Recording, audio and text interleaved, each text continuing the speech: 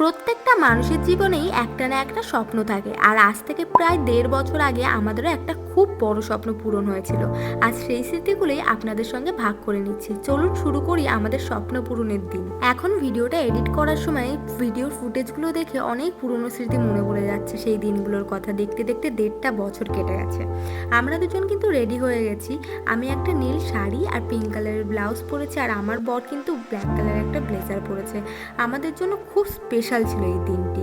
চলো আমাদের একবার দূর থেকে দেখাই তোমাদের ব্যাক ক্যামেরায়। এই হচ্ছে আমাদের আউটফিট আজকের। কেমন লাগছে কমেন্টে জানিও। যেহেতু তখন একটু নতুন নতুন বউ ছিলাম, তাই সবসময় এরকম সাজি পছন্দ করতাম। অবশেষে পৌঁছে গেলাম শোরুমে। শুরু হলো ডকুমেন্টসের সব কাজ। চারিপাশে শুধু উত্তেজনা আর অপেক্ষা, কারণ আমাদের স্বপ্নটা ঠিক সামনেই দাঁড়িয়েছিল, শুধু একটা লাল কাপড়ে ঢাকা। সব কাগজপত্রে সাইন করার পর মনে হচ্ছিল আর কয়েক মিনিটের অপেক্ষা। পরিবারের সবাই সেই আনন্দের মুহূর্তটা একসাথে উপভোগ করছিল। তারপর এলো সেই মুহূর্ত। প্রায় 1 মাস ধরে এই দিনটার জন্য অপেক্ষা করছিলাম। গাড়ি যেদিনকে থেকে বুক করেছিলাম সেই দিনকে থেকে ঘুমিয়ে আসছিল না রাতে যে কবে এই দিনটা পাবো। লাল কাপড়টা সরাতেই প্রথমবার সামনে এলো আমাদের স্বপ্নের গাড়ি, টাটা কার্ভ। অনেকেই আমাকে বারবার জিজ্ঞাসা করেছেন আমরা কোন গাড়ি কিনেছি, কোথা থেকে কিনেছি আর কত দাম পড়েছিল। তাই ভাবলাম 1.5 বছর পর আজ সেই গল্পটাই আপনাদের সঙ্গে শেয়ার করি।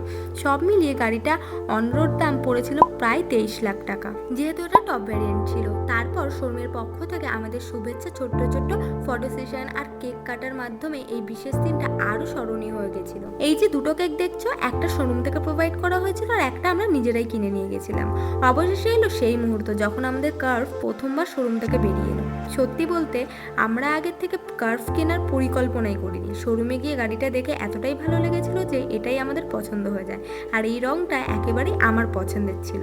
সেকেন্ড বারও স্টিয়ারিং হাতে নিল, তখনও লাইসেন্স পুরোপুরি হয়নি, তাই আমাদের সঙ্গে একজন ড্রাইভারও ছিলেন। তবুও সেই অনুভূতিটা ভাষায় বোঝানো যাবে না। গাড়ির ভেতরে বসে বারবার মনে হচ্ছিল স্বপ্ন যদি মন থেকে দেখা যায়, একদিন না একদিন সেটা সত্যিই পূরণ হয়। আজ 1.5 বছর পর সেই সুন্দর স্মৃতি আবারও আপনাদের সঙ্গে ভাগ করে নিতে পেরে আমার খুবই ভালো লাগছে। ভিডিওটা ভালো লাগলে অবশ্যই একটা লাইক, কমেন্ট, শেয়ার করবেন, আর আমার বিতানসা মোমেন্টস চ্যানেলটা অবশ্যই সাবস্ক্রাইব করবেন, আর কমেন্ট করে জানাবেন যে আপনাদের ড্রিম কার কোনটা। আবার দেখা হবে নতুন কোনো ভ্লগে। ততক্ষণ ভালো থাকবেন, সুস্থ থাকবেন, টাটা।